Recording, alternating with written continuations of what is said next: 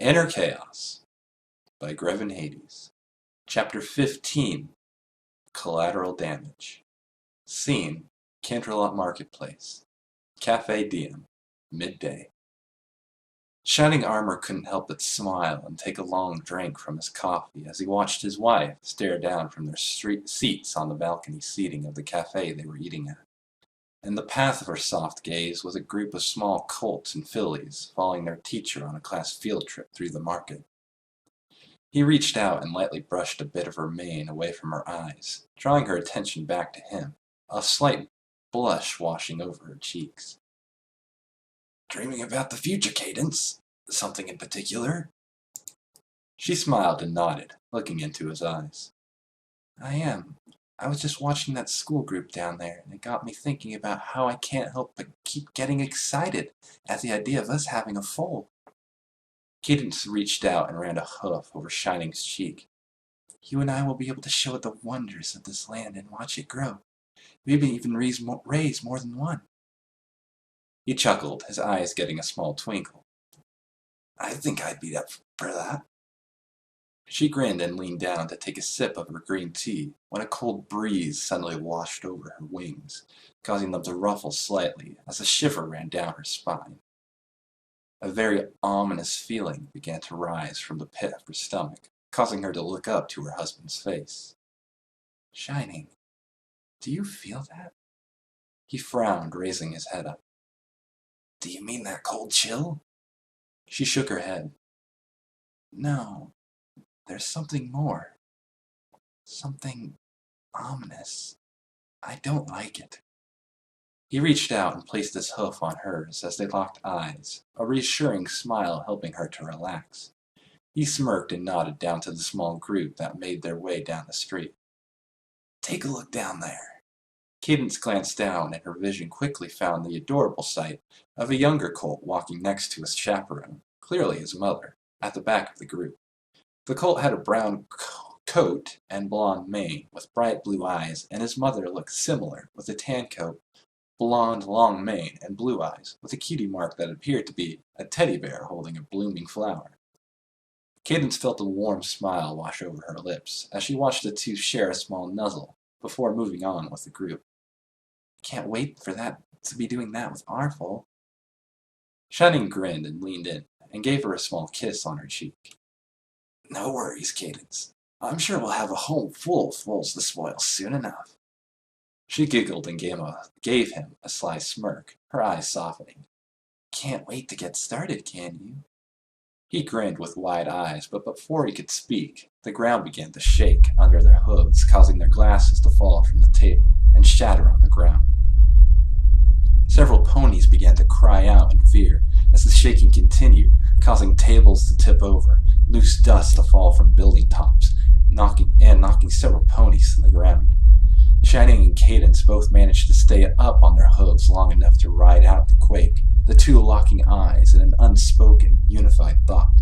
They needed to get back to the castle. Both ponies began to step away from their table, only to stumble when their attention was drawn back to the street behind them. At first it was soft, but quickly it grew into what could only be described as chaos. Cadence's eyes went wide and her jaw went slack as she watched what could only be described as a stampede of ponies begin to rush onto the street from the intersecting alleyways, causing mass confusion, chaos, and danger. Several vendors began to scramble, knocking over tables, displays, entire vendor stalls, forcing the school group to huddle against the nearest building in an attempt to avoid being trampled in the confusion. Cadence gasped as she watched the young colts and fillies cower behind their teacher and chaperone, crying in fear. She glanced at Shining, only to find that he had already launched himself over the edge of the balcony and to the ground below, and was dodging and weaving through the street in an attempt to get to the trapped class. She was about to spread her wings and fly herself across to lend a hoof, when the ground shook once more, and something happened that caused the entire crowd, Shining and herself, to completely stop and look back to where the ponies had just ran from.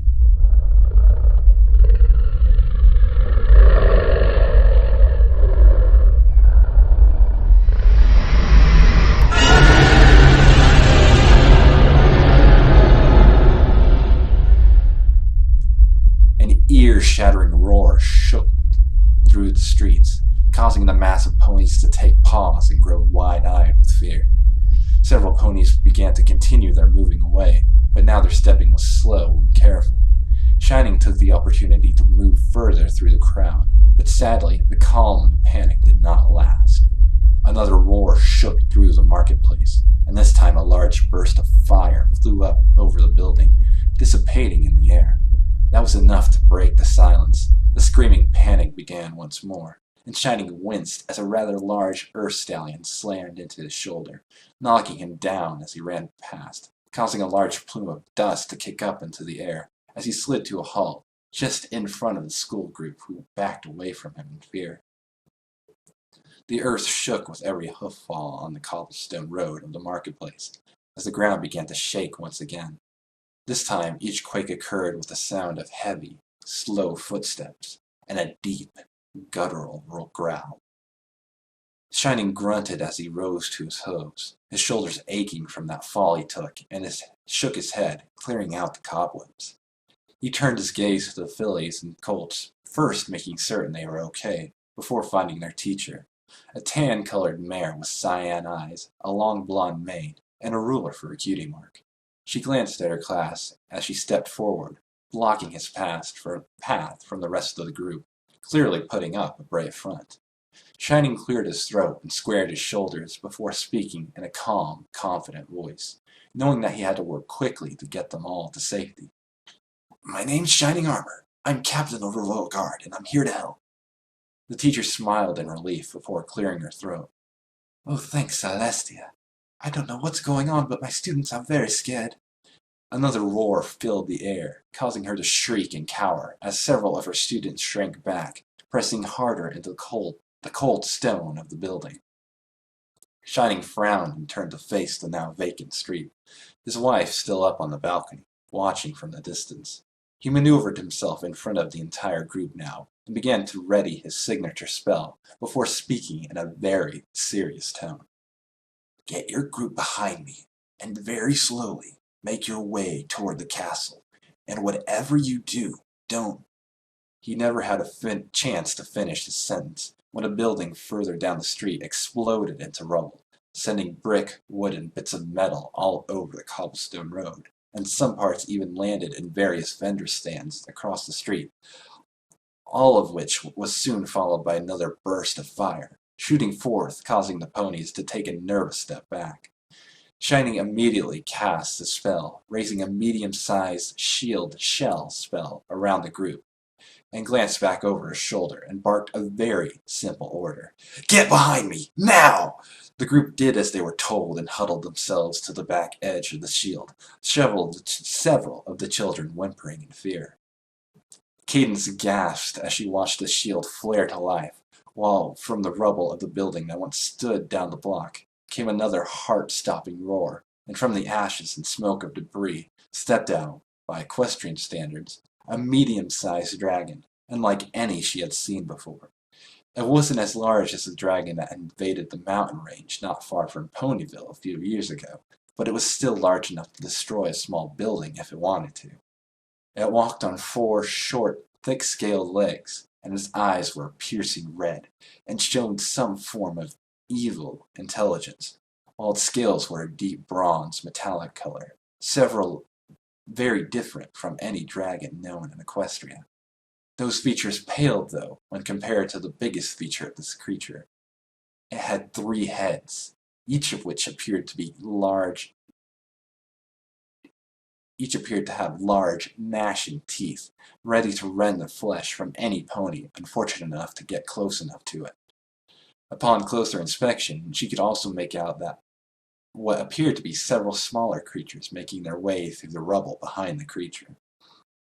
The dragon's leftmost head raised its head up and shot another burst of fire into the air, while the other 2 roared loudly before shifting its large, imposing form, turning its gaze to the ponies retreating under the cover of the magical shield.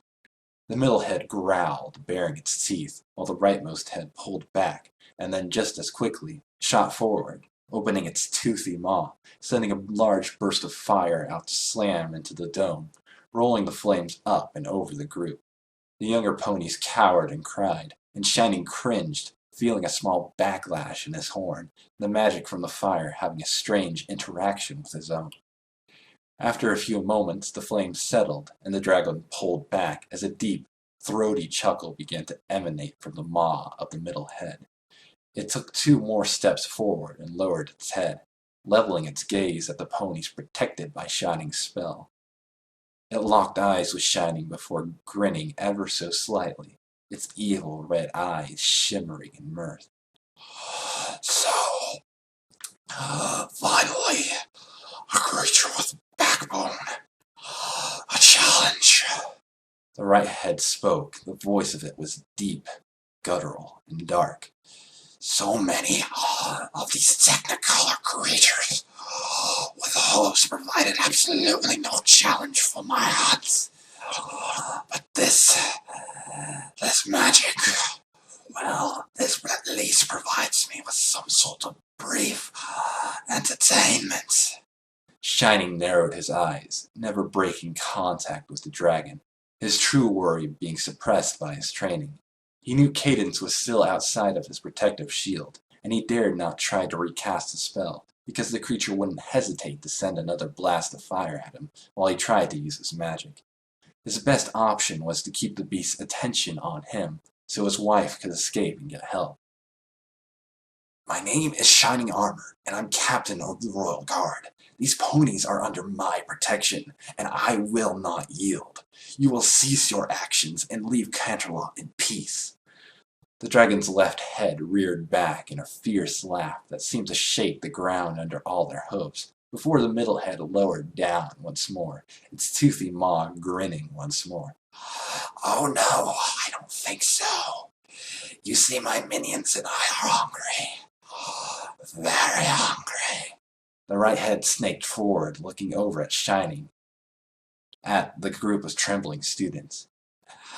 "And I happen to find the flesh of younglings to be very delectable.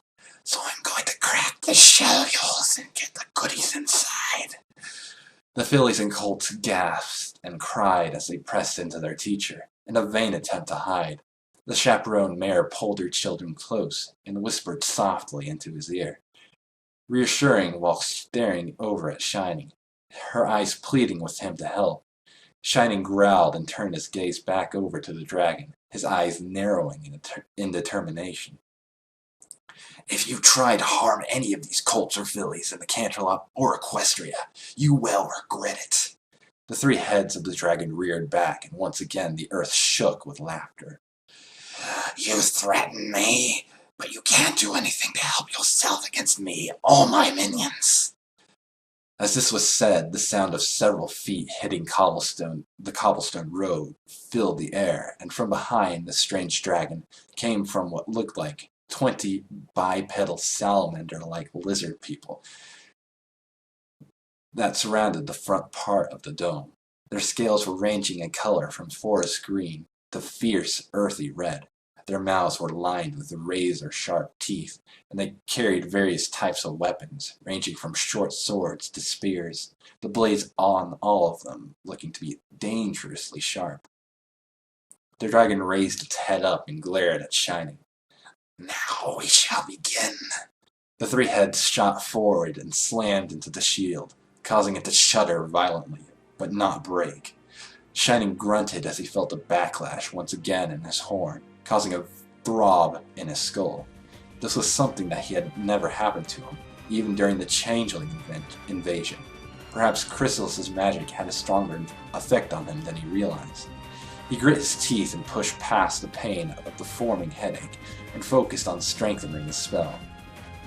He'll fight as long as possible. What he failed to notice was that above his head, a hairline crack was beginning to form. The salamanders began to strike at the bubble, their weapons making a dull thud that barely echoed in the chamber. The dragon roared once more and turned, whipping its tail into the side of the bubble, causing it to shake fiercely from the impact. Shining grunted once more as he felt the magic backlash pulsing through his horn and into his skull, making his head ache immensely. His legs shook slightly, the crack in the shield beginning to grow larger. This did not go unnoticed by the dragon, who began to chuckle, knowing that its meal was nearly at hand. It reared all three heads back once more, and slammed them down onto the crack, using its armored skull as a battering ram, pounding the shield again and again, the color of it fading with each strike, the cracks growing larger and larger. Shining groaned as he felt his legs give out from under him, sinking to the ground, his teeth bared, and his eyes clenched as he did all he could to hold the magic long enough for help to arrive. He had never felt anything like it before. It was as though this creature had the ability to send feedback through the shield to his horn. Cadence felt her heart catch in her throat as she watched her beloved's defenses begin to crumble under the assault of the creature and its small army. She shifted on her hose as her eyes darted around, trying to take in the gravity of their situation. Canterlot was under attack. Her husband was protecting a group of school-aged foals and their teacher and chaperone. And the aggressor was a new form of dragon she had never seen before, and with it was a horde of unknown bipedal lizard creatures with weapons. She could attack, but she didn't know strong attack magic like Celestia or Luna. But she could distract some of the foes, but that wouldn't put an end to the situation. She could try and get help, but she dare not leave them alone, and the Royal Guard would take too long to mobilize without shining there to organize things. She felt helpless. Here she was, a Royal Alicorn, member of the royal family, stronger than an average unicorn, Pegasus, and Earth Pony, and she couldn't do anything to help. She watched in horror as the shield began to crumble under the attack, and her husband fell to his knees, his eyes clenched and a small trickle of blood leaking from his nose. The salamanders took advantage of the situation, and as the pieces of the shield fell and dissipated before hitting the ground, they leaped into the now collapsing bubble, raising their weapons as the two approached Shining, and three more moved towards the young schoolfoals. She watched as the lizards snapped their jaws and snarled, drool dripping from their lips as they approached their prey. She watched as Shining was forced to stay down, the spear being held at his throat while the schoolfoals backed away. The Earth Pony mare with the teddy bear cutie mark moved in front of her foal, lowering her head and pawing her hoof into the dirt. Her eyes narrowed. "Stay away from my child!" The lead lizard hissed as it narrowed its eyes, and as it and the other two raised their spears and struck. The mare cried out as a spear was driven into her shoulder and side, and front thigh, the crimson spilling out, staining her tan coat and pulling on the ground as she fell onto her knees, and then onto her side, her eyes wide, her pupils narrowed. Her foal cried and tried to run forward to his mother, only to be held back by a tearful teacher. Cadence felt her heart drop as she watched her protective mother have 3 spears driven into her form, and her eyes became wet with tears as the cobblestone path became wet with blood. As the Princess of Love and an Alicorn, Cadence had access to certain abilities. One of this was the ability to sense the love radiating out from some ponies. She had felt the love emanating from the protective mother as she tried to keep her child safe, and she felt the surge of emotion from the little colt as he watched his mother fall. She watched as the lizards began to raise their spears once again, and grit her teeth as she began to call on the basic magical attacks she knew, intending to send several beams of magical energy at the attacking salamanders, hoping to draw them away from the group. However, just as her horn began to glow with magical energy, something glinted in the sunlight as it flew from one of the nearby rooftops, heading straight towards the 3 salamanders below. Perspective change. Grevin growled as he pushed himself to move faster over the various rooftops in Canterlot, hoping to reach the location of the attack before much harm would be done. He hated that this whole ordeal was because of his very presence in the capital, but a small part of him almost felt grateful for the opportunity to get into combat once more. He hadn't raised a blade in battle since he had arrived in Equestria, and he felt that his abilities were beginning to fade. He shook his head and pulled his hood down further over his face, before the wind decided to pull it back, exposing his face to the population. He glanced to his side, taking note of a few Pegasus guards trying to direct the influx of civilian ponies running from the danger, and then returned his attention to the scene ahead, a large burst of fire in the distance already informing him that there was some sort of dragon at the scene. He had reached back and checked both the swords, and then the daggers he held, taking a count of his small inventory. He had 2 daggers hidden in his gauntlets, and 1 on his belt. He then had his 2 swords, 1 on his hip and 1 on his back. He frowned as he leapt across another rooftop, as his thoughts drifted back to what started this whole mess. Him. It was his fault for going through that stone garden. It was his heritage, his blood that allowed this discord to escape from his prison, and now it was his responsibility to make things right.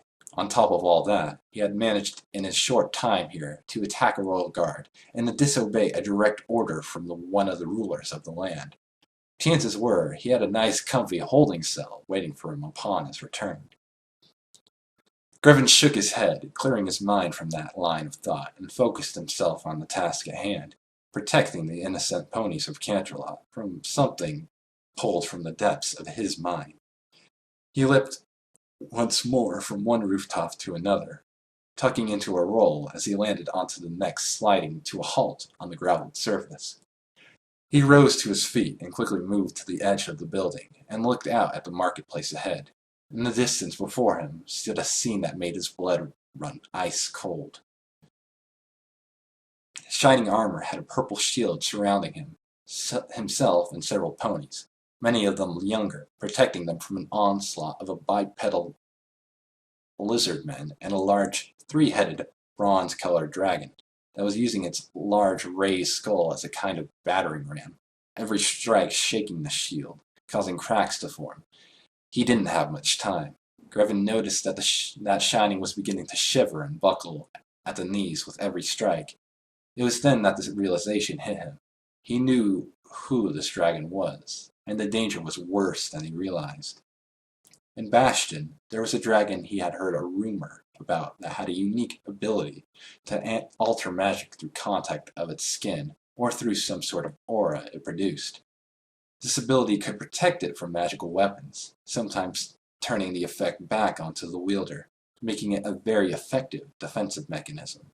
And it appears it had decided that to use this ability as a weapon of sorts. That shield would crack like an eggshell at any moment, and he had to hurry.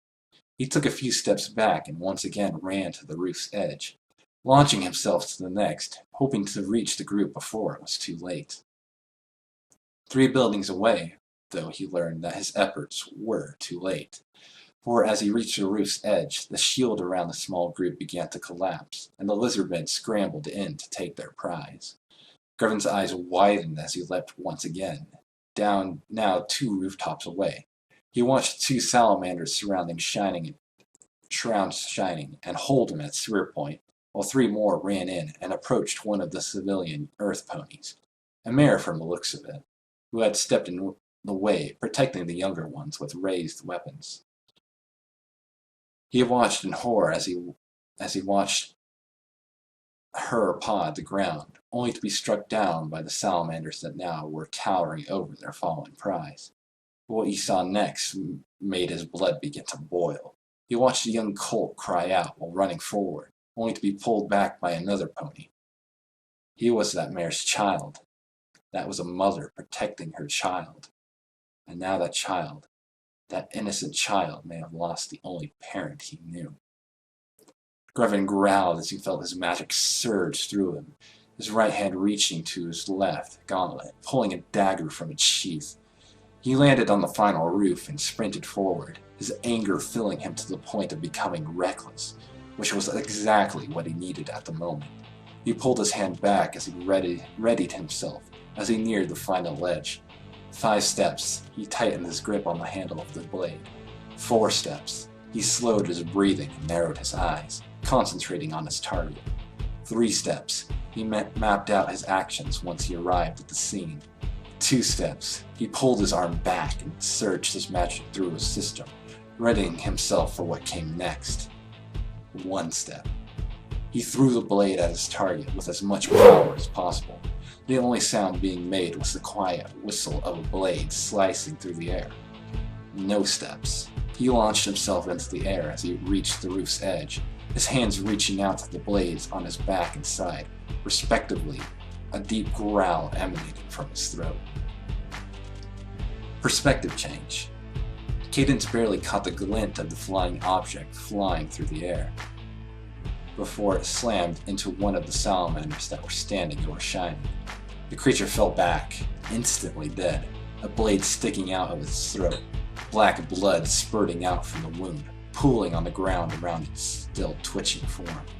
The other lizard turned to its fallen comrade as it began to cry out to his comrades in fear and confusion. Her eyes widened as the large figure appeared from the rooftops, wearing a set of silver armor, a large cloak trailing behind it, a cloak hiding its face. It was Grevin. Help had arrived. Grevin grit his teeth as he neared his target, the center lizard standing over the fallen mare, bracing his feet for impact. The next thing he heard and felt was the shattering of the creature's shoulders, collarbone, and ribcage under his heavy boots. It didn't even have time to cry out in pain before its back was broken and there was an imposing warrior kneeling over its broken, bleeding body. The other two salamanders had no time to react as he unsheathed his weapons and quickly spun on his heel, first striking the one on his right, his blades easily slicing through skin and bone, separating the creature's head and left arm from its shoulders, sending blood spurting through the air as it collapsed to the side. He continued to spin, using the momentum from his first strike to raise his speed and move to his next target. Without slowing, he fluidly moved under the initial swipe of the lizard's spear and quickly braced his right foot, stopping his spin and using his left blade to knock the spear further out of the way, while easily sliding his right blade through its stomach at an angle so that it pierced its heart and burst out its back, sending a small spurt of blood to the cobblestone path below. Cadence gasped as she watched the scene unfold before her. She had never seen such combat in Equestria. But then again, these creatures clearly were not of Equestria. She watched with a mouth agape as Grevin first crushed the first under his boots, and easily dispatched the others in a single turn. By now the other salamander next to Shining had pulled his attention from his fallen comrade to the commotion behind him, and let out a hiss of anger as it raised its weapon and slid into a combat stance. Cadence glanced back to Grevin, who had risen up and now seemed to be staring into the face of the one who was still impaled on his weapon. She watched as he turned his gaze to the approaching salamander warrior and slowly lowered his hand, allowing the dead one to slide free of his blade and crumple in a heap at his feet as he turned to face his next adversary. It was then that yet another thing began to catch Cadence's attention. As a younger alicorn, Cadence could sometimes see certain things that regular ponies couldn't. Her aunts, Luna and Celestia, were much more adept at such things, but she was learning. As she watched Grevin, she saw something that she couldn't quite explain. When she had first met Grevin, she had noticed a small magical aura about him. It was nothing when compared to Twilight or the other bearers of the elements of harmony, maybe a residual charge from his cloak, but now a whole new aura was emanating from this person, something dark, strong, and barely kept in check. It seemed to flow around him with a dark red hue, pulsing with every step he took.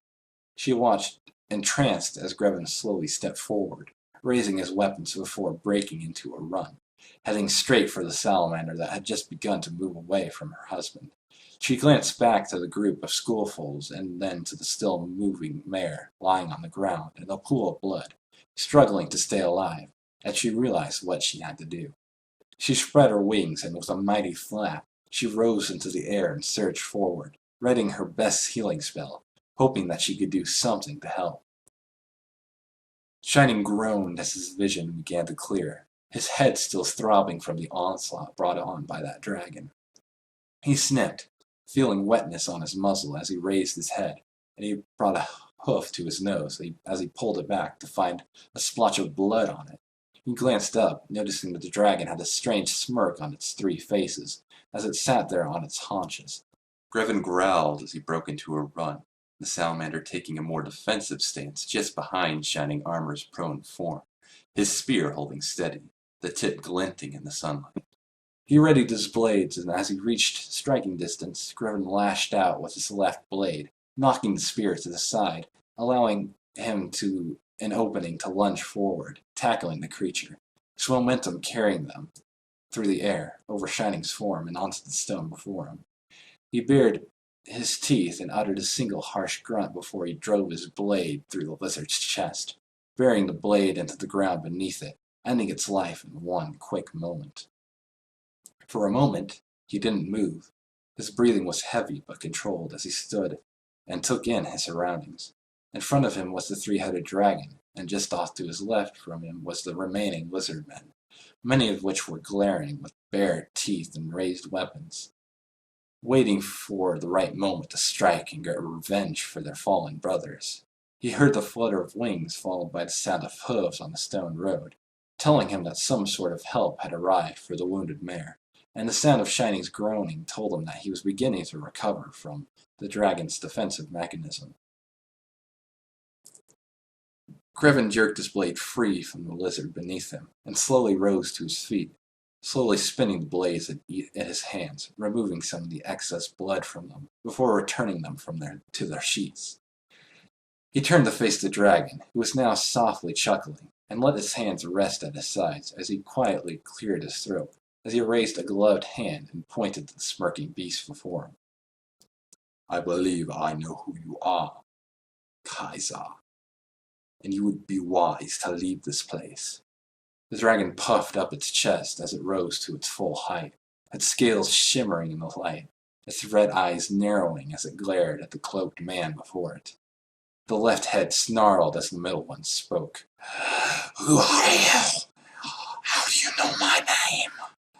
Are you this world's protector?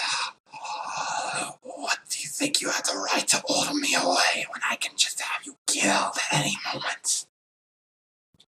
Grevin slowly raised his hand to his hood and slowly pulled it back, exposing his face to the daylight. He grit his teeth as he felt the sun's warmth on his skin and the wind through his hair. He narrowed his red eyes and stared at the dragon as if he was looking at its very soul. The dragon known as Kaiser gasped slightly as the two pairs of eyes widened while the right head's eyes narrowed as it leaned down to get a closer look. "A Dracian. Well, this is a surprise. I'm surprised that one of your race is here protecting such a weak species. Why are you here wasting your time with them?" Grevin growled as he clenched his fingers into his tight fist, but kept his tone calm and even. "There's more to them than you think, Kaiser. Now will you leave them be, or is there going to be more bloodshed?" The right head pulled back as the remaining two bared their teeth, smoke seeping from their nostrils, a deep growl rumbling from his chest. "You dare threaten me? My warriors can easily end your pathetic existence in a fair battle. Now that you're in the open, you've lost your advantage." Grevin smirked and rested a hand on the hilt of his blade at his side. "Well, let's just see about that. Give me your word that you'll not interfere in the fight, and we'll see how long I last against your men. Do you agree?" Kaiser smirked as the left head nodded. "Fine. A small delay on a feast is of no consequence." The middle head turned and moved under the left to address the lizard men. "Kill him. Fight with honor and prove your worthiness to me." Grevin glanced over his shoulder and looked at Shining, who was now rising to his feet. "Captain, I hope your head is still in the game, because I need you to get into his." Shining blinked his eyes a few times before trying to help his eyes adjust to the bright sunlight, and was about to ask Grevin what he meant, but he never got the chance. Grevin had already turned and began to move towards the group of lizard warriors, his hands sliding to his weapons. The lizards hissed and began to move forward, raising their weapons, the whole group moving in a semicircle as they broke into a run, several of them letting out a shrill war cry. Grevin quickly reached up and pulled his hood back down with his free hand, while the other drew the blade from his side. He broke into a run as he reached back and drew his other blade, free, shifting into a lowered stance. His blades held out at his sides at an angle. He turned himself so that he would strike the leftmost portion of the semicircle first, his eyes locking onto a dark green lizard, brandishing a large sword. He would be slower than some, a good first target. Grevin took a single, steadying breath before launching himself into the air, just as the lizard swung the blade, causing it to move harmlessly under his legs. He took an opportunity of the beast being thrown off balance to twist himself into a spin, his left blade easily slicing through its neck, severing its head from its body. He continued his spin as he landed, his right blade lashing out, striking a deep wound across the stomach of another swordsman, its entrails spilling out as it fell to the ground. Grevin already moving to his next targets, 2 down, 13 to go. The lizards had begun to regroup, but it was too late for a red spear wielder who had tried to strike with a simple spear thrust, only to have his weapon knocked to his side, sending it out of his hands.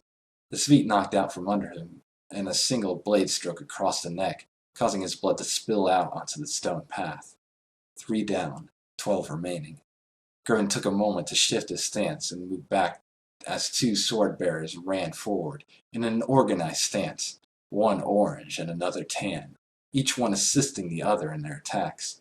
When one would strike, the other would defend it from counterattack. Grevin sidestepped, tilting his head to the right as a blade thrust barely missed his hood and his head. He parried the blade to his side with his left and brought his right in front from the side, only to have it be blocked by another warrior. The sound of metal striking metal filling the air. Grevin quickly stepped back, trying to get some distance as the 2 pressed forward in an attempt to gain further advantage. Grevin raised his right blade up, blocking an overhead strike from the tan one, only to have to bring his left blade in to knock a thrust at his chest by the orange one to the side. He pushed the first blade away, knocking the tan lizard off balance, giving him the opening he needed.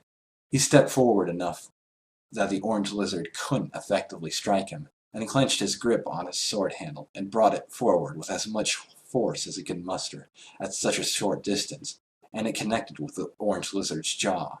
The sound of shattering bone filled the air, the warrior crying out, dropping its weapon as it clutched its shattered jaw, falling to the ground, writhing in pain. Grevin quickly turned, raising his left blade, blocking another blow from the tan warrior, and easily dispatched him with a sword through the chest. He then turned his attention to the still whimpering warrior at his feet. He decided the best course of action was to end it quickly, so it didn't suffer. A quick thrust of a blade through the collarbone into its heart, and the deed was done. The rest of the lizard men had regrouped in the time it had taken him to finish off his last one, and were now standing in 2 columns of 5 each, every single one of them snarling and snapping their teeth, rage flashing in their eyes. Grevin slowly turned himself to face them, his feet in a simple stance, his blades relaxed at his sides, a small smirk coming to his lips. They were angry. Anger can make an undisciplined warrior sloppy. That made his job easier. He sheathed his right blade and slowly raised his hand so his palm faced the air. He motioned for them to move forward with a simple gesture. Come on. The lizards hissed and surged forward, taking the bait. Revenge for their fallen comrades, the only thought in their minds. Grevin sprang into action, reaching for one of his daggers and throwing it swiftly into the ranks, burying it in the chest of one, knocking it back off its feet and onto the ground, its death quick and relatively clean. He yelled as he quickly redrew his blade and flew into the pack, his mind slipping into his old training exercises that he would practice in the backwoods of Sweet Apple Acres. He spun once, knocking away the spears thrust at his torso and continued into a series of sweeping blows, slicing at the lizard's torsos, sending splatters of blood into the air as he continued on to the next two in the ranks. He continued his forward momentum and drove his weapons into the stomachs of the next two, shoving them back onto the two behind him, knocking all four to the ground. He pulled back his weapons and threw himself into the final three standing targets, and moving with as much speed as he could muster, his blades lashing out, striking his opponents without mercy. As the last two lizards rose back to their feet, Grevin greeted them with a simple thrust of his sword into their necks, ending their existence with ease. For several moments there was nothing but silence, the only sound being the wind whistling its way through the now ruined marketplace, causing Grevin's cloak to rustle with each gust. He slowly sheathed the blades once more, and slowly made his way around the battleground, picking up his daggers from the fallen lizardmen, ignoring the glaring eyes of the now fuming dragon. He finally turned and glancing at the ponies who were all watching with dropped jaws before turning his gaze to Kaiser and crossing his arms across his chest. "So, looks like it's just you and me now, Kaiser.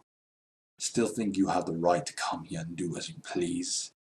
The dragon reared its head back and roared violently, a burst of fire shooting into the sky.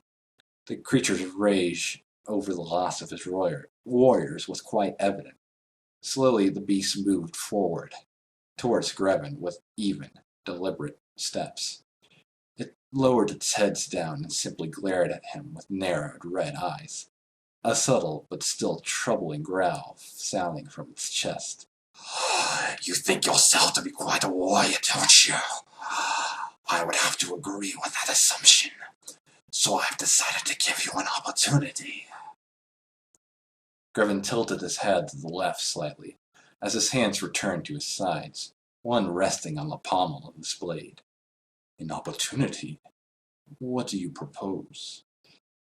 Kaiser's middle head smirked as the other two pulled back and looked over at Shining and Cadence and the rest of the school group. "It's clear your talents are wasted protecting such a weak bunch of creatures. You could do so much more with your talents. Join me and we can rule this world as partners."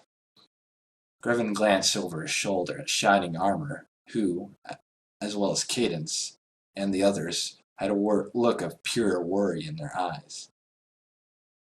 Was the one who just saved them about to allow them to perish without a second thought? Would he try to destroy Equestria? Slowly, he turned his head once more to face the foul beast before him, and he quietly cleared his throat. "It's a tempting offer, I must admit."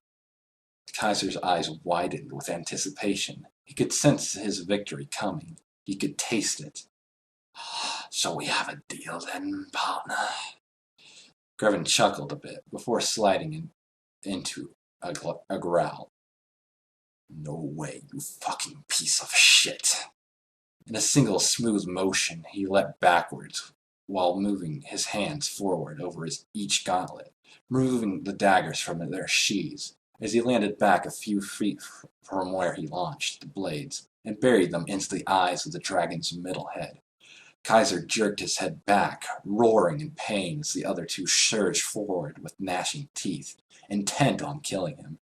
Grevin dodged to the right, but wasn't fast enough to avoid being struck on his left eye, his blood flashing on the teeth of the leftmost dragon. He grunted in pain and looked back at Shining, who had taken several steps back away from the fight. "Shining, I need your help now. Ugh!" Grevin never got a chance to finish his sentence, as Kaiser had quickly turned and slammed its tail into his side, throwing him into the air across the street and through the outer wall of Cafe Diem, sending brick, glass, and dust flying through the street and onto the ground. The dragon howled and shook its middle head as the other two glared at the rubble of what used to be the hottest cafe in Canterlot. "You impudent fool! You throw away a grand opportunity and take the sight of my two eyes. I shall fish your broken body out from the rubble, and rip your legs from your torso, and make you watch as I rend the flesh from these pathetic creatures." Shining gasped as he heard the dragon speak, thick blood dripping from its wounded eyes. The cries of the fillies and colts behind him, forcing him to try and think of something that he could do to help the situation. Where was the royal guard? Surely by now they would be organized enough to come help. But no, nothing. They were on their own.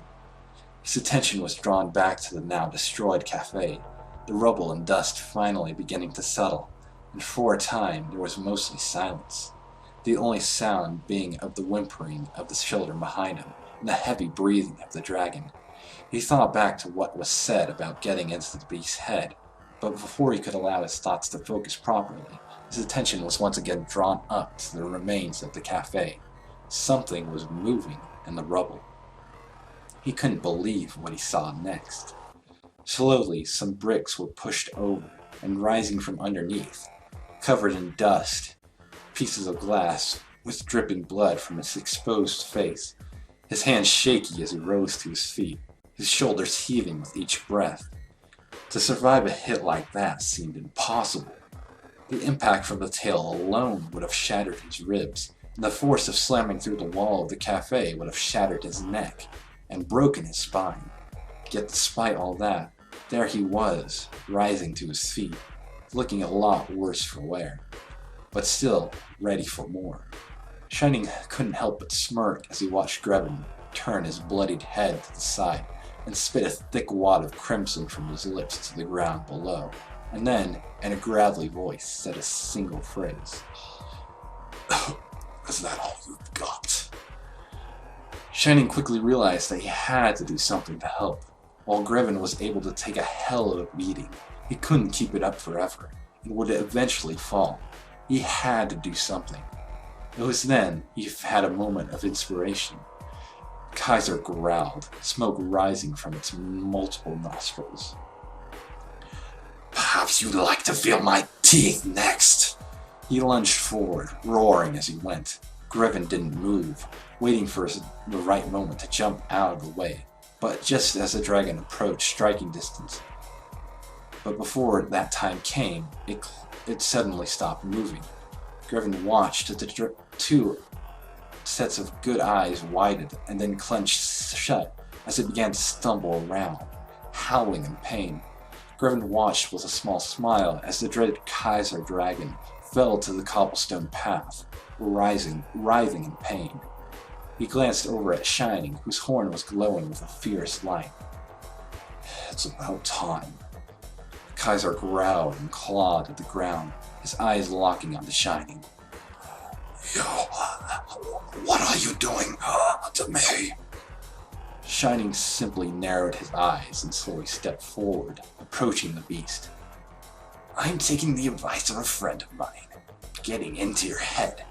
You come into my homeland, attack innocent ponies, destroy shops, homes, and now you're going to pay for what you've done.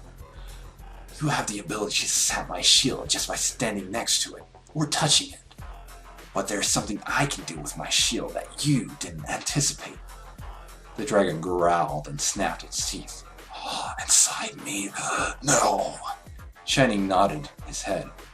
"Yes, right now I have 3 tiny shields in each of your skulls, slowly expanded, pressing your brain against your skull, squishing it into a pulping mass. This is your punishment for all the pain and grief you inflicted on the residents of Canterlot." Shining's horn flared once more, and the dragon's 3 heads bellowed in pain, raising their faces to the heavens before falling silent and collapsing onto the ground with a solid, earth-shaking thud. His body took a few moments as blood leaked from its eyes, noses, and mouths, before it finally stilled and ceased all movement. The beast was dead. It was over. His horn began to lose its glow as he released the magic, and to his surprise, the lizard men as well as the dragon began to turn to dust that flowed into the air, disappearing into nothingness. Soon, all that remained were the weapons Grevin had used in his fighting. all of which lay completely clean of blood on the stone road. If it wasn't for all the damage and injuries, it would have been as if nothing had ever happened. Shining watched Grevin jump from the upper level of the cafe to the ground below. His face still bloodied from some cuts on his forehead, his left hand wrapped around his waist, holding his torso, clearly nursing his ribs. "Mr. Hades, are you all right?" Grevin nodded as he wiped his blood from his face with his free hand before making his way over to pick up his weapons, his gaze wandering to Cadence, who would appear to be using a spell on the mare that was attacked. I'm fine."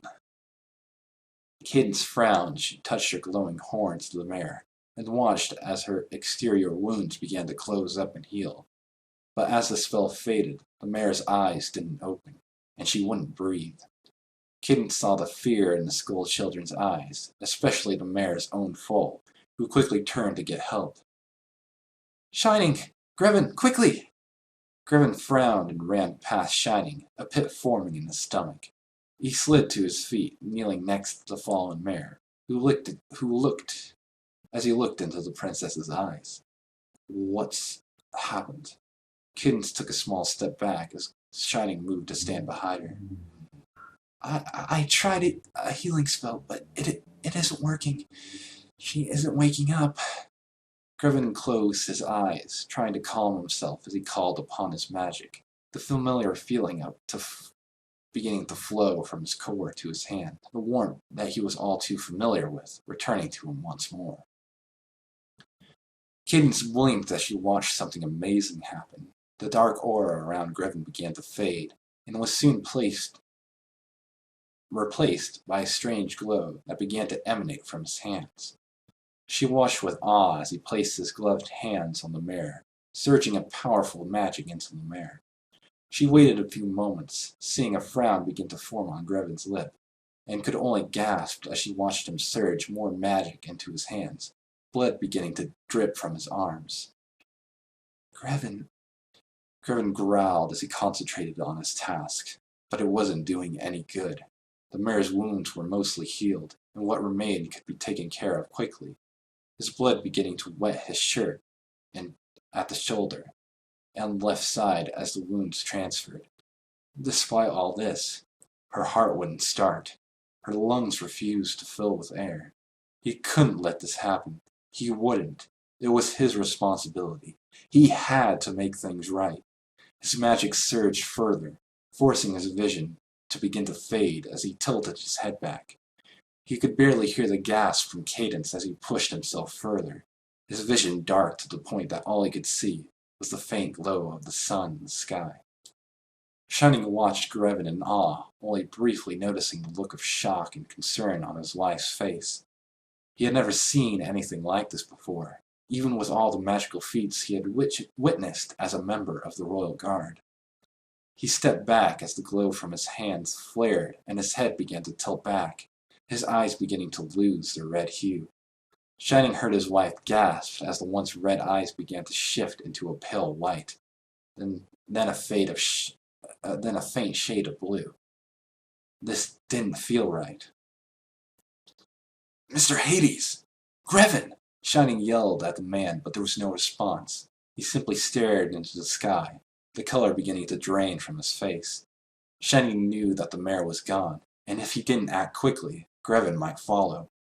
He surged forward, wrapping his forelegs around his midsection, and began to pull with all his might, separating the two, pulling the now unconscious warrior to the ground. Shining sighed as he slowly rose to his hooves and looked down at the beaten warrior and the dead mare. He was going to have to explain a lot once he got back to the castle. Turning to Cadence, he couldn't help but smile, thankful that she was all right, and that more life wasn't lost in the battle. He quietly cleared his throat and nodded to her before speaking. "Princess, can you please go and find the royal guards? We need to get our friends to the hospital." Several hours later, the main six had finally returned to the castle, with both Princess Celestia and Princess Luna. Their search for Discord had not gone as planned, and the Lord of Chaos had once again eluded them. It seemed he was quite serious about going out and seeing the land before taking more action. For the most part, the group had done well together in staying focused on the task before them, but as time went on, some of them couldn't help but allow their minds to wander to the situation in Canterlot. Fluttershy, for one, had expressed her extreme desire that every pony was all right and that there was no injuries or deaths from the incident. The rest of the group had shared her sentiment, but for at least two of them, their thoughts were directed at a more specific group: Shining Armor, Cadence, and Greb. As the group made their way into the throne room, they discovered 3 ponies waiting for them, standing just before the thrones. First was Princess Cadence, the next was Lieutenant Spearhead, who was sporting a swollen black eye, and finally, Shining Armor, who was scuffed but no worse for wear. Twilight eagerly ran past her mentor and into the arms of her brother, a bright smile forming on her lips. "Shining! Thank goodness you're all right!" Shining returned the fierce hug before stepping back, a soft but small smile on his lips. "We're lucky to be all right. The marketplace was attacked by some kind of 3-headed dragon and a band of lizard men. They were unlike anything I've seen before." Princess Celestia stepped forward and sat herself on her throne, Luna soon taking her place next to her in her seat. "Captain, please explain in detail. What happened?" Shining nodded and gave a polite bow before clearing his throat. "Cadence and I were enjoying our lunch at Cafe Diem when there was an attack. A large 3-headed dragon and its warriors of lizard men began to flood and destroy the market and attack innocent ponies. A group of school-aged foals were going to be attacked, so I did what I had to do and put a shield around them, trapping myself and them under as an assault occurred. As it turns out, the dragon had a special magical ability that seemed to drain the magic near its very presence. In fact, the moment it touched the shield, I felt a backlash in my skull that almost made me fall to my knees." Cadence stepped forward, taking a moment to look at the group who had now seated themselves around them, listening quite intently. "He's right. I watched it happen. I've never seen anything quite like it. After a few minutes, his shield collapsed, and those lizards rushed in and held him down at spear point. Others went after school foals, and the others tried to protect him. A mother, she was killed." Cadence looked down, her tone somber and quiet, as the rest lowered their heads with drooped ears. After a few moments, Cadence cleared her throat before continuing. "After everything went crazy, I could only watch as a dagger impaled itself in one of the lizards holding down Shining, and the next thing I knew, Mr. Hades—" Pinkie Pie cleared her throat and held up a hoof with a small grin on her lips. "Grevin. Just call him Grevin." Cadence couldn't help but smirk at the pink pony before continuing her tale. "He all out attacked the lizards that had cornered the group of Shining, dispatching them with great ease, unlike anything I've seen before. He had the aggressors taken care of within a few seconds, and tried to get the dragon to leave Canterlot, but it didn't work out the way we hoped." Shining nodded. "The dragon seemed to recognize Griff, called him a Dracian. Griffin ended up having to fight the rest of the lizardmen off before he could begin to fight the dragon. It hit him with its tail and sent him into the outer walls of Cafe Diem, though that didn't seem to faze him much." Luna cleared her throat, drawing their attention to her. "Captain, I take that the dragon was defeated by him." Shining shook his head. "No, I did it, and after everything had settled, he tried to heal the mare, but it was too late. He ended up pushing himself too far and ended up passing out. He's in the infirmary right now, as is the son and husband of the mare that died." His attention was drawn to the ground to the sound of hooves on the marble stone floor, and as he turned his head, he could see a glimpse of a pink tail trailing behind Fluttershy as she ran from the room.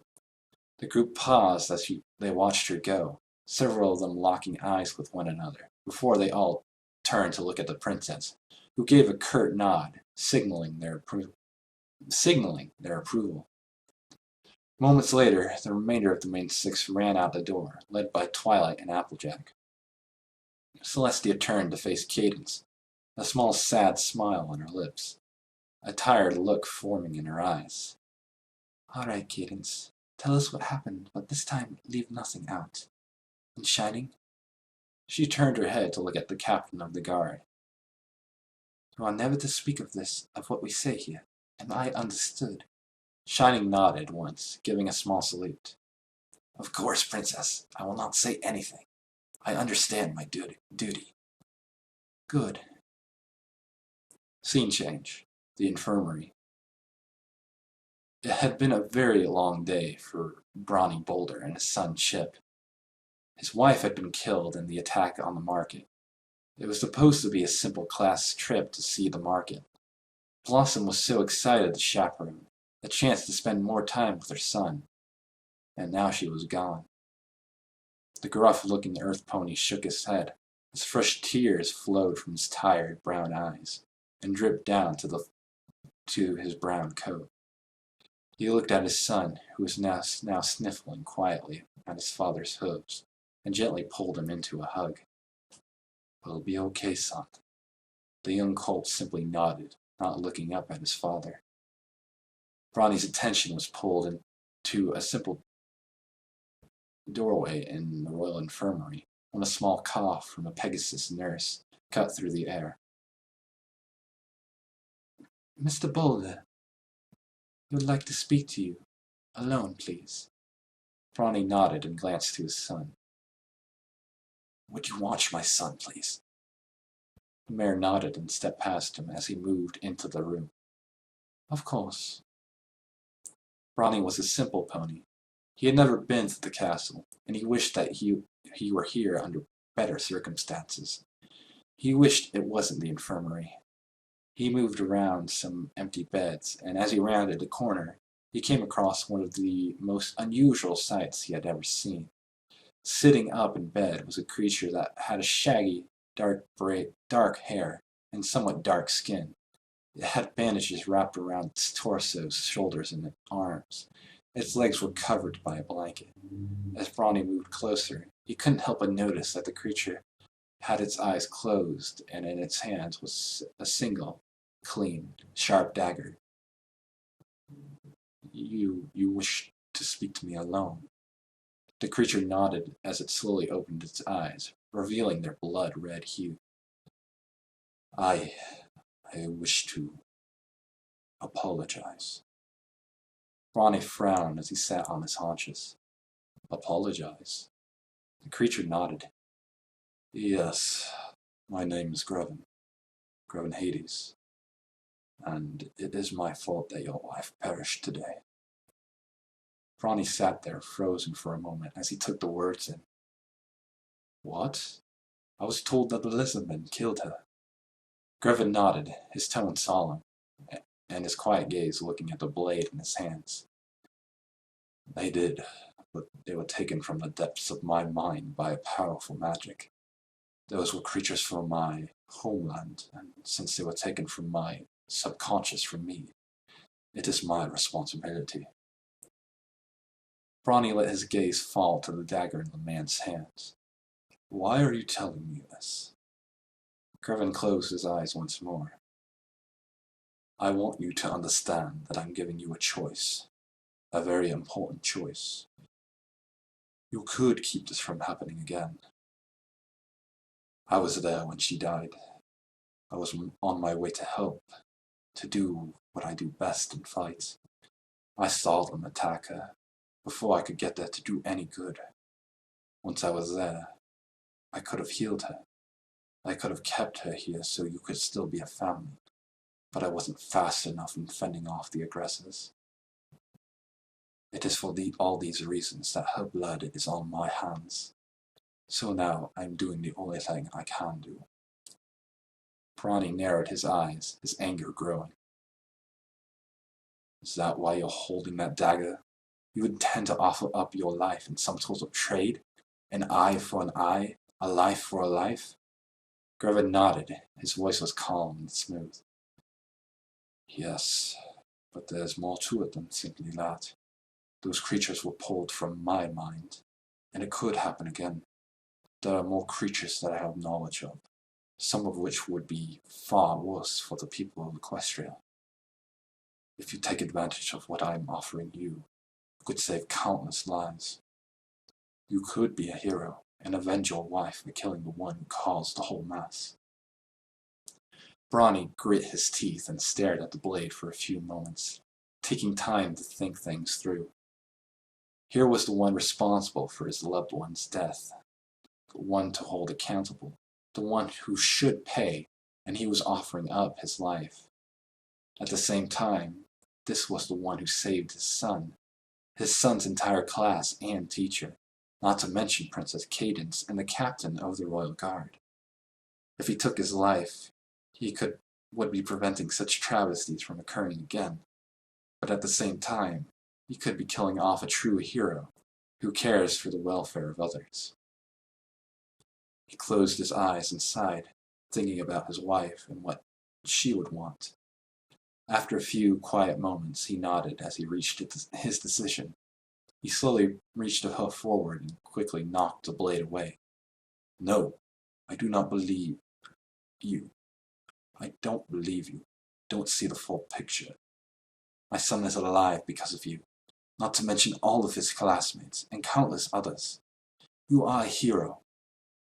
Grevin shook his head as he brought his gaze back down to the blade that now rested next to his leg on the bed. I don't think you fully understand. If it wasn't for me, there wouldn't have been any danger at all. Many wouldn't hesitate at this opportunity. The Earth Stallion narrowed his eyes and was about to speak, when a soft gasp pulled both their attention away from their current conversation and to the doorway where Fluttershy stood, with a slightly dropped jaw and eyes brimming with tears. Brawny stepped away as he glanced at Grevin. I think we're done here, but before I go, I want to say thank you for all you did today. I'm sorry that it happened, but I know my wife wouldn't wish for me to harm another in her honor, especially when that individual is as brave and remorseful as yourself. Thank you, Mr. Hades. I wish you well. Slowly, he made his way to the entryway and past the trembling mare, who made her way inside, shutting the door behind her. Grevin watched Fluttershy as she hesitantly made her way into the room, her soft cyan eyes staring at the man in the bed who wouldn't meet her gaze.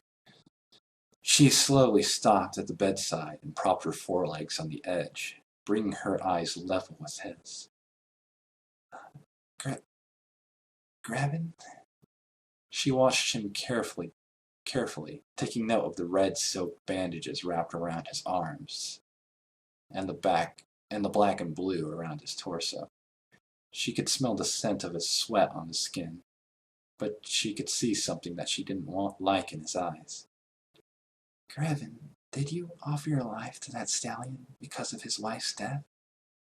He quietly nodded as he reached to his side and pulled the blade away from the nervous mare and placed it on a nearby chair that held his cloak and gauntlets. I did. It's my fault his wife, the mother of his child, is dead. He deserved the chance to have retribution. He kept his gaze averted, doing his best not to meet her eyes. Fluttershy frowned and leaned forward, her wings beginning to flap, raising her up so she could move closer, nearly settling herself onto his lap. But don't you care what happens to you? Grevin quietly raised his gaze to meet her, his eyes locking with hers, and spoke with a soft voice while shaking his head. No, I don't. I have been nothing but a burden on this world, and now I have unleashed a terrible being upon it, one that can pull terrible creatures from the depths of my mind and unleash them on innocent ponies. I intend to fight for your home. But if I am killed in the process, then at least that means that nothing more can be unleashed on this peaceful land. She whimpered and shook her head, her pink mane moving in front of her teary eyes. But what about every pony you know? What about Twilight, Rarity, Applejack, me? Griffin looked away, his voice hardening. I appreciate everything that you all have done for me, but it's clear I'm a threat to your home. If I wasn't here, Discord wouldn't be on the loose, and that mare wouldn't be dead. I'm a risk, very dangerous threat, nothing more. Fluttershy pulled back as a soft gasp escaped her lips. She felt her tears flowing down her cheeks, and her frustration rise. She felt her eyes narrow as her heart ached and her temper flared. How dare you? He turned his head to face her, hardened tone, catching his attention, but a split second later, his head was snapped to the side by a solid slap from her forehoof. He reached his hand up to his lip, feeling his tender jaw. She moved in closer, her hooves resting on his chest, pushing him back into the bed. Her eyes narrowed as she locked eyes with him, her breathing heavy. How dare you say that? That pack of lies.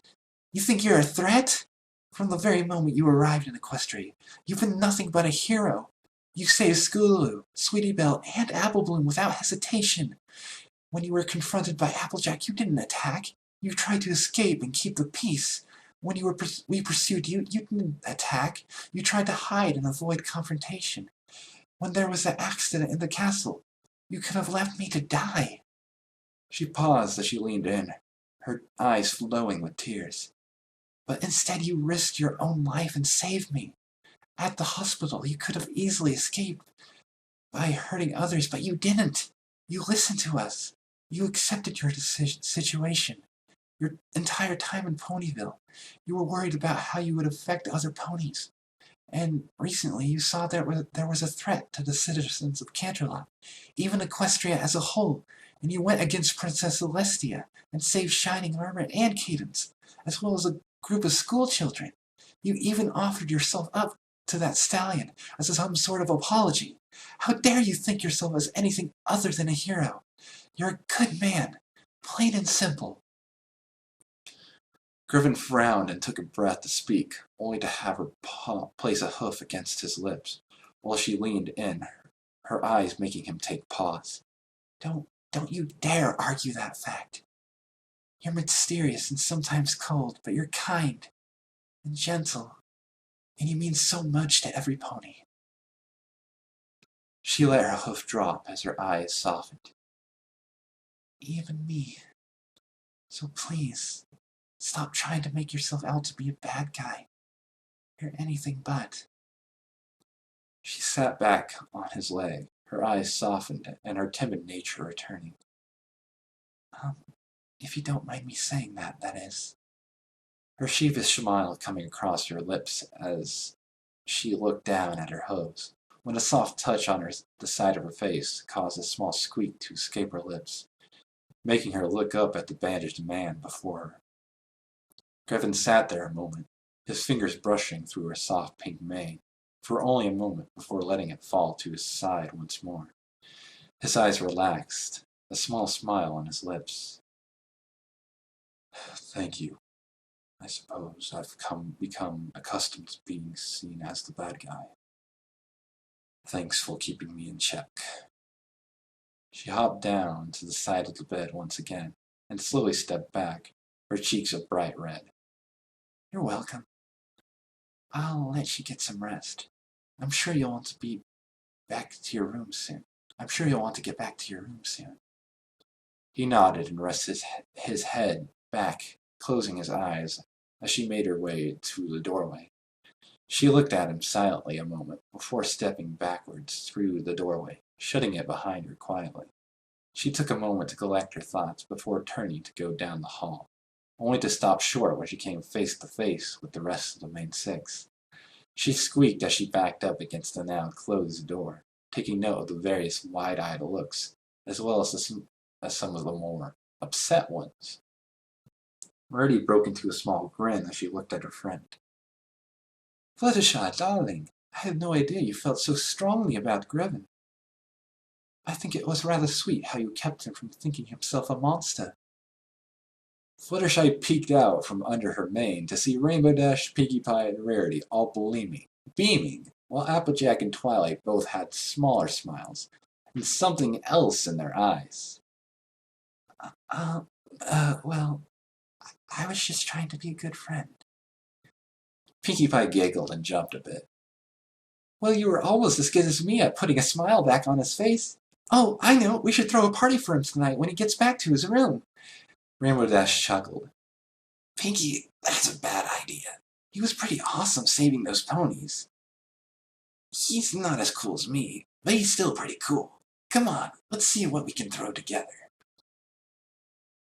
Later that evening, Griffin popped his neck as he made his way up to the guest tower where the rooms were. Other than Fluttershy, the nurse, and Brawny, he hadn't seen anyone else in the infirmary.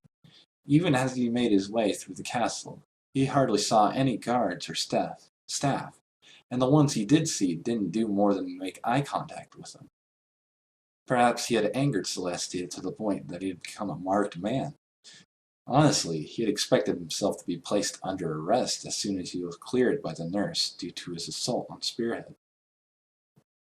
His weapons were already back in his room, taken by some of the castle staff, and he was looking forward to another hot shower and a good night's rest before he would meet the princesses once again. He sighed as he shifted his cloak under his shoulders and made his way up the final staircase, into the main meeting area, to find the main six sitting and waiting for him, with a large amount of food, various drinks, and a series of streamers strewn about the room. Pinkie Pie grinned and bounced over to him. Welcome back, Rebby. We're glad you're all right. We have all kinds of food drinks in here, and we're all ready to have a little party in your honor. Rarity smiled and stepped forward, raising a glass of bubbling clear liquid in the magical aura of her horn. Here, you should have a drink. I asked for it to be brought in especially for this little event. She placed the glass in his hand and watched as he slowly took a sip, only to sputter and cough a few moments later. Oh dear, are you all right? Griffin nodded and patted his chest, clearing his throat. Yes, I am beginning to think that all you ponies like your drinks to have enough kick to knock someone like me out cold. Rainbow Dash laughed as she flew around the room a bit. I have a hard time believing that. Maybe we should have a drinking contest sometime. He shook his head as he took another drink. No, that's all right. I think I'll just settle for some dinner. A moment later, he found 3 different plates of food being presented to him. One being held in a purple magical aura, Twilight grinning up at him from just behind it, another held in the host of Applejack, who was smiling with bright green eyes under her hat, and the last being held by a floating Fluttershy, who was peeking out from under her mane as she floated in midair, a soft smile on her lips. Griffin paused, taking a moment to look at the 3 mares, and slowly reached out, picking a plate held in Twilight's magical aura, causing the purple mare to do a small dance as she stepped back. Thank you. Applejack frowned as she set her plate down on a nearby table, only to be soon joined by Fluttershy. Her eyes narrowed as she watched Twilight do her small victory dance. She cleared her throat, drawing her attention to her friend away from her focus, and motioned to join her in another room. Hey, Twilight, can I speak with you and Fluttershy for a little bit? Twilight turned to Pinkie Pie. Hey, Pinkie, don't let the party get too rowdy without us, okay? We'll be right back. The pink mare grinned as she made her way over to the drink table. Okie dokie loki, Twilight. Don't be gone too long. This party's just getting started. Griffin frowned as he heard Pinkie begin to ramble on about the party games and the food, while Applejack, Twilight, and Fluttershy all made their way into Applejack's room, shutting the door behind them. Applejack locked the door as her 2 friends settled into the room. Fluttershy laid herself on her stomach on the bed, while Twilight sat herself next to it. Applejack sighed and turned to face her friends. Her ears drooped a bit. I think we got a small problem. Twilight blinked and tilted her head to the side. What do you mean, Applejack? Is it something about Discord? She stomped a hoof down, a grimace crossing across her features, as she cast a hard look at her friends. Dang nabbit, you know exactly what I'm talking about. You two are trying to get in good with all tall, dark, and handsome out there. Fluttershy ducked under her pink mane, her cheeks flushing red as she looked away. What do you mean? Twilight's ears slid back as she frowned. Applejack, I may like him a bit, but I hardly see what that's any concern of yours. The orange farm mare frowned and looked to the side. Normally, Twilight, it wouldn't, but her ears drooped as she sat down. I like him too. And the three sat there in silence for a few moments as the words sank in, before Fluttershy spoke again. I do too. He's a good friend. She smiled brightly in a vain attempt to pull the conversation in another direction. Twilight and Applejack both rolled their eyes and turned to look at their friend. Twilight sighed. Fluttershy, I think Applejack means romantically. Fluttershy blushed, a deep crimson, and looked away. Oh, my. Her wings popped up and she jumped a bit as she shook her head. Oh, who am I kidding? I think he's amazing. Applejack nodded her head, a small smile on her lips. Yes, he is. Twilight smiled softly as she cleared her throat. So, when did it start for you two? It started for me the night of his welcome to Ponyville party. He was helping me, and I just fell, literally. He caught me and helped me into my home, and now he saved my brother and Cadence. Applejack smiled. Well, it had to start for me when he saved my sister. After that, it just happened. Fluttershy lowered her head, her wings still extended, her cheeks still blushing. Right after he saved my life. When he healed me, it felt so warm and just right. She frowned as she shook her head and looked at her two friends, her eyes softening. But, girls, if we all three like the same male, what will happen to our friendship? I don't want anything to come between us. Applejack sighed as she lightly chewed on her bottom lip. Fluttershy's right. What do we do? I don't want to lose our friendship, and I don't want to go and avoid my feelings. Twilight nodded as she brought a hoof to her chin. I don't want to either. Do you think our friendship can overcome something like this? Fluttershy nodded. I think it can. We've been through so much together. Twilight nodded. She's right. No matter what, we'll stay friends. But from now on, it's going to be a bit of a competition for his heart. The cream-colored mare sighed. If we can get him to open his heart to us. Applejack patted her chest, a confident smirk on her lips and a glint in her eyes. Oh, I think I can. I can get him to relax a bit. Twilight frowned as she rose to her hooves and stepped forward, slightly, her eyes taking on a look of determination. Not if I get him to do it first.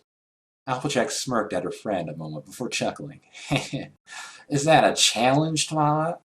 Twilight smirked as she stepped past Applejack, flicking her tail ever so slightly while unlocking the door and making her way back into the main chamber.